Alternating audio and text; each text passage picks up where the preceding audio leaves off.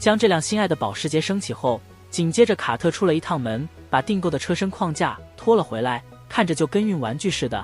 眼前这艘快艇也是卡特最近刚提的，之前修的那艘太小，平时出去游玩都不够坐人的。订的这个车身框架，卡特是打算用来当拆车件用的，需要什么面板就从这上面切割。其实感觉用这个车身框架挺不错的，把那辆保时捷911 Turbo 上面的配件都拆出来装到这上面，处理变形框架跟钣金的时间都省了。体积看着不大，还挺费力气的。这么一会功夫，早饭吃的那几个馒头都消耗完了，总算是给它卸了下来。可能是这个车身没有天窗，所以卡特不准备用它。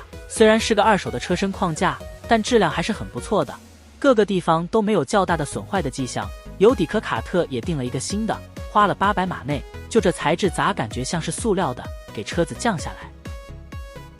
拆掉前轮跟刹车盘，然后把这个转向节骨倒下来，接着再将这根半轴整出来。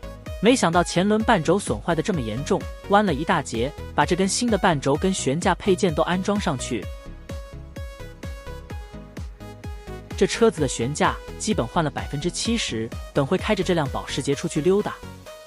悬架配件装好后，下面给这刚到的散热器整上去，随后往水箱添加一些新的防冻液，让车子怠速一段时间。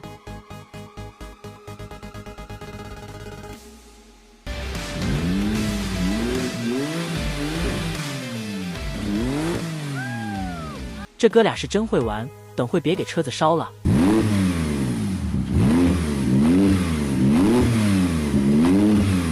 怠速10来分钟，确定发动机的运行状况没啥问题。接下来咱们开着它出去试驾一圈，看看新更换的悬架配件效果如何。有时底盘低也是件闹心的事情，就这应该是托底了吧？感觉副驾前轮的悬架没处理好，车轮看着有些内凹的现象，不知道是不是翼子板的问题。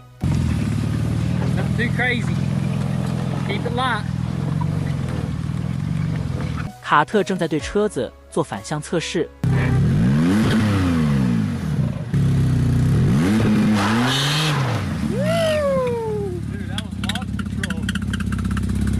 刚准备给油，结果发动机突然传出了这种类似哒哒的声音。